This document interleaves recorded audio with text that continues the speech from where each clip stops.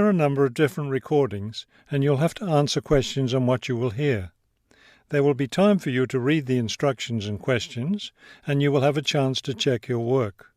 All the recordings will be played once only. The test is in 4 sections. Write all of your answers on the test pages. At the end of the test, you will be given 10 minutes to transfer your answers to an answer sheet. Now turn to section 1 on page 83.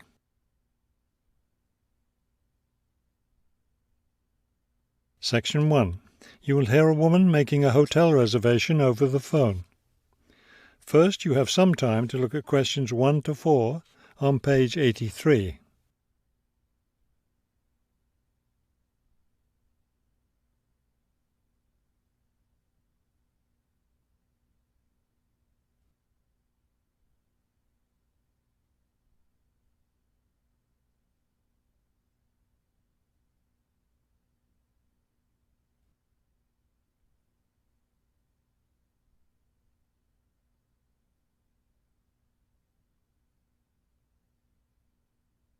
You will see that there is an example that has been done for you.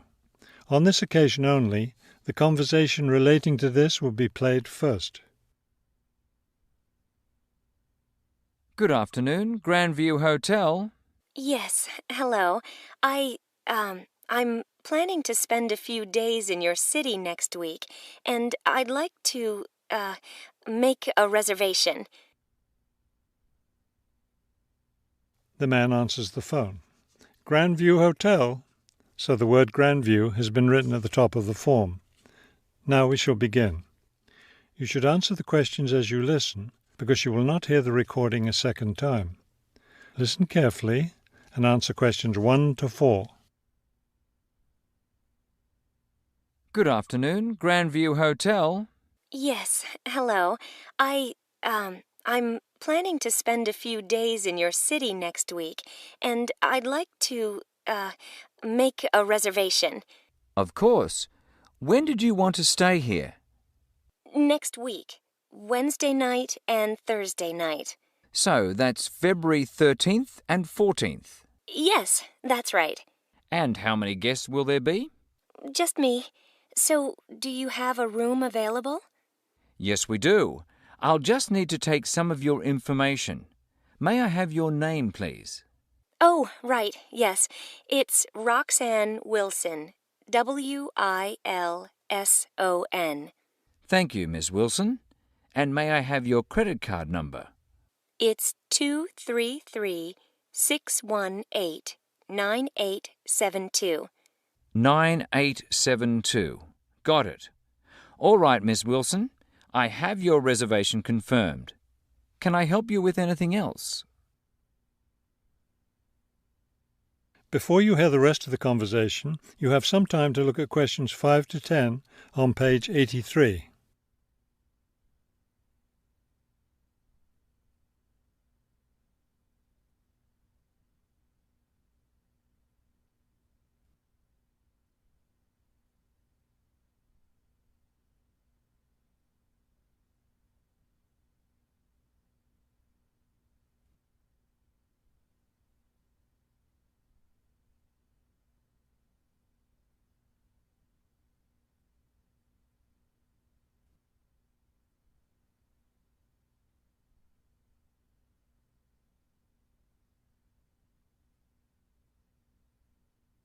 Now listen and answer questions 5 to 10. Well, yes. I was wondering, since I'll have a couple of free hours Friday morning before I leave, is there anything interesting to see close to the hotel? Do you like museums? The art museum's very close by. I love museums, but not art. Can't stand it. I've heard your city has a very interesting science museum, though. Yes, but unfortunately it's closed in the winter. Are you interested in shopping? Sure, I love shopping. Are there any good stores nearby? Yes, we have a large shopping mall just 2 bus stops away. You take the bus to Monument Square, and it's just half a block from there. Just look for the post office, and you'll see the mall entrance next to it. Fabulous. What about lunch? I hear your city has good restaurants. Yes, there's a nice restaurant very near. It's just across the street from the park. Sounds good. I can have lunch, then walk in the park afterwards. I have one more question. What's the best way to get to the hotel from the airport? Subway is the fastest, of course.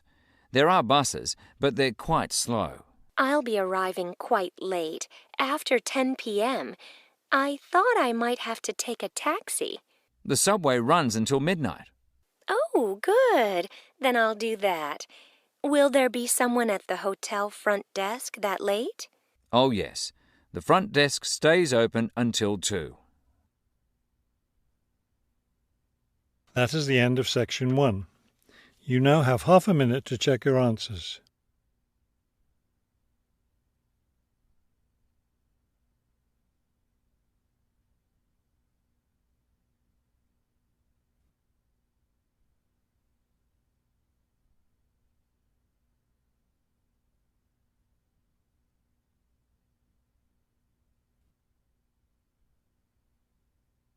Two on page 84.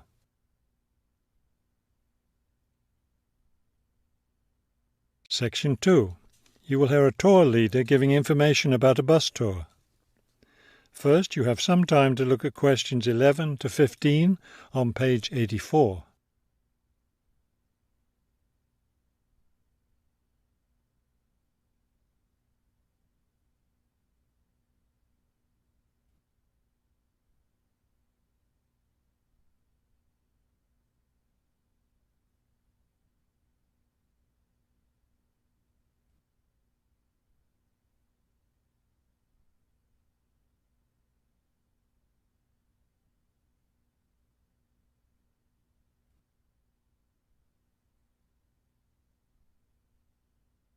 As you listen to the first part of the talk, answer questions 11 to 15.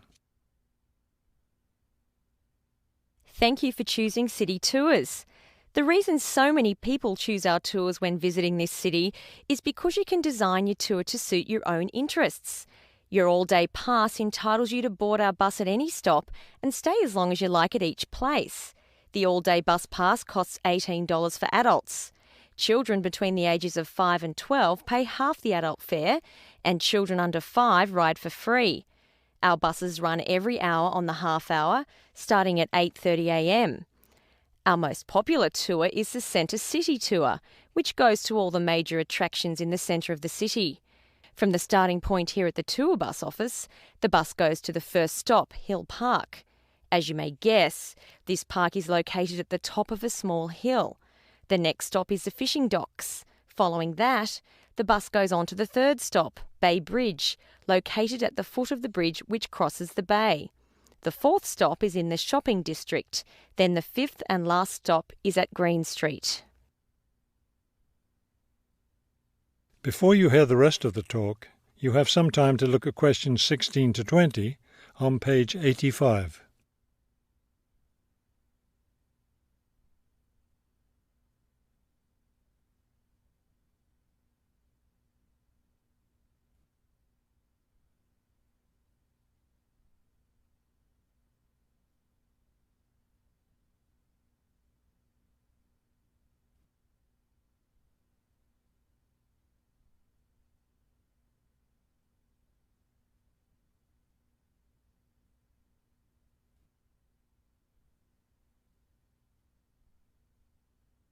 Now listen and answer questions 16 to 20.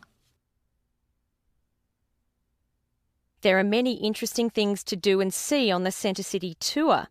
At the first stop, you can enjoy a spectacular view of the bay, the city, and especially of the fishing docks, which are located at the foot of the hill. At the second stop, you can walk around and look at the boats. Fresh fish from the bay is also for sale here, since this is the place where the fishermen bring in their catch. The next stop is where some of the city's finest seafood restaurants are located, so you might want to plan a lunch stop here. You can eat fresh fish here, prepared in the traditional local way. The fourth stop is, of course, where you can do your shopping. don't miss the opportunity to purchase some of our city's famous handmade baskets. You'll want to take several home as souvenirs of your visit to our city. Finally, at the last stop on the tour, you can visit one of the oldest buildings in our city, the theatre. This building was built over 400 years ago and is still used today as a place to see plays, musicals and other performances, as well as our annual film festival. That is the end of section 2. You now have half a minute to check your answers.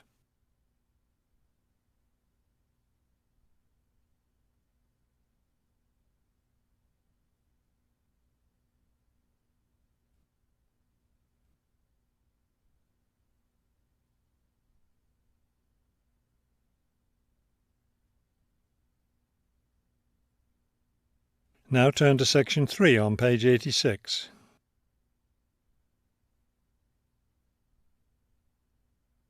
Section 3. You will hear a conversation between two students planning a research project. First, you have some time to look at questions 21 to 23 on page 86.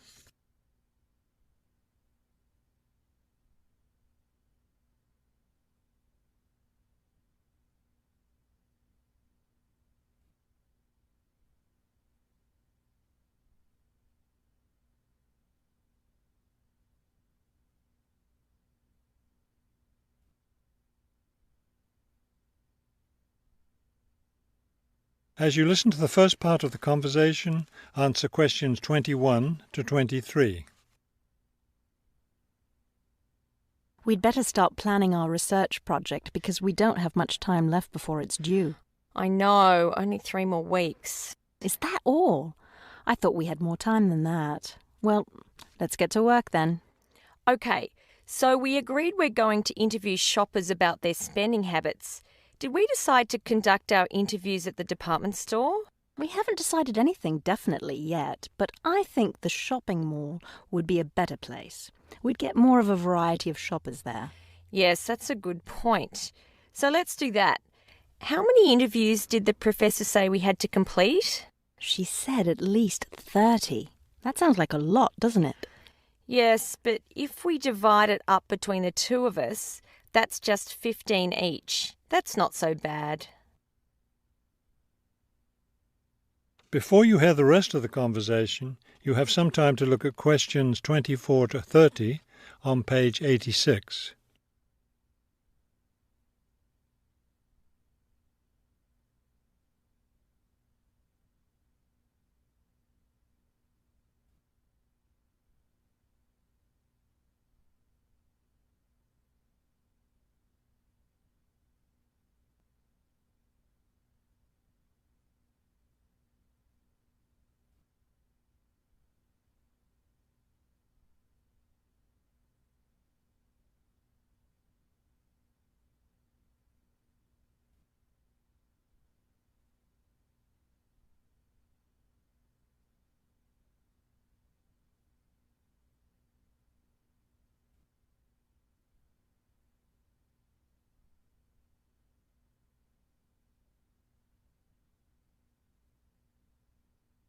Now listen and answer questions 24 to 30. Okay, so I guess we'd better start designing our questionnaire. Well, we have to do some reading first, don't we? Didn't we say we were going to compare our results to the results of a government study? Right, the government study about how the economic crisis has changed people's spending habits. We want to see if we get similar results. Yes, so we'd better read that first and then design our questionnaire. Then I guess we'll be ready to go out and interview shoppers. No, don't you remember? The professor said she had to approve our questionnaire first before we actually conducted the interviews. Oh, right. So we'll get her approval and then conduct the interviews. I think a Saturday would be the best day for the interviews because everyone's out shopping then. Right. We'll do it on a Saturday then. And let's also plan to get together the next day to analyse the results. It's best to do that while everything's fresh in our minds, don't you think? Sure, that sounds like a good idea. Okay, so then we're going to have to present our results to the class. Do you have any ideas for that? It's an important part of our grade, so I think we should plan it well. Well, I think the obvious thing is to prepare some charts showing our results and how they compare with the government study.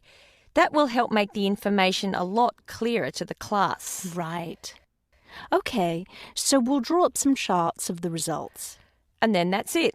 All that will be left to do is give the class presentation. Do you think we can be ready on time? I sure hope so. Let's get started now. That is the end of section 3. You now have half a minute to check.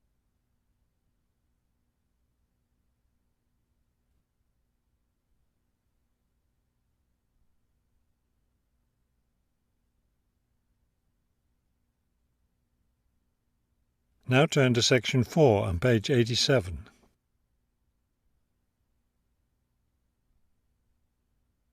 Section 4. You will hear a professor give a lecture on Louisa May Alcott.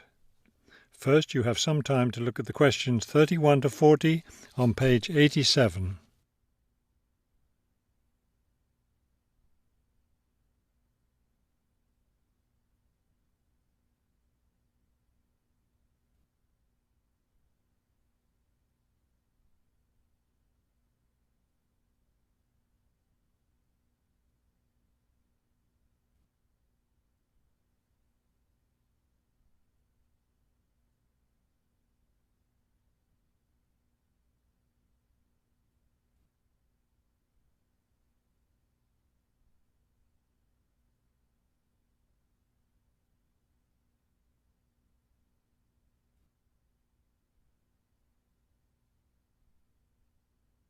Now listen carefully and complete the timeline in questions 31 to 40. Good afternoon. Today I'd like to continue our discussion of the lives of prominent American writers by talking about Louisa May Alcott, one of the best-known 19th century writers. Alcott is known for her moralistic girls' novels, but she was a much more serious individual than those novels might lead one to believe. She was born in 1832, the daughter of Bronson Alcott, who was one of the founders of the Transcendentalist movement. Bronson Alcott was a philosopher, but not a provider, and the family lived close to poverty. From an early age, Louisa was determined to find a way to improve her family's economic situation. As a teenager, she worked to support her family by taking on a variety of low-paying jobs, including teacher, seamstress, and household servant. Alcott also started writing when she was young. She wrote her first novel when she was just 17 years old, although it wasn't published until many years after her death. It was called The Inheritance. In 1861, the Civil War broke out. Alcott worked as a volunteer, sewing uniforms and bandages for soldiers. The following year, she enlisted as an Army nurse. She spent the war years in Washington, nursing wounded soldiers at a military hospital. While working at the hospital, she wrote many letters to her family at home in Massachusetts. After the war, she turned the letters into a book, which was published under the title Hospital Sketches. She also wrote numerous romantic stories, which she sold to magazines. Around this same time, she was offered the opportunity to travel to Europe as the companion to an invalid. When she returned home from Europe in 1866, she found her family still in financial difficulty and in need of money, so she went back to writing. Her big break came in 1868, with the publication of her first novel for girls, Little Women. The novel achieved instant success, and the public wanted more. From then on, Alcott supported herself and her family by writing novels for girls. It wasn't the writing she had dreamed of doing, but it earned her a good income. Alcott took care of her family for the rest of her life. In 1878, her youngest sister May got married. A year later, May died after giving birth to a daughter. Louisa Alcott raised her sister's orphaned child. In 1882, Bronson Alcott suffered a stroke. Soon after that, Louisa Alcott set up a house for him, her niece, her sister Anna, and Anna's 2 sons in Boston.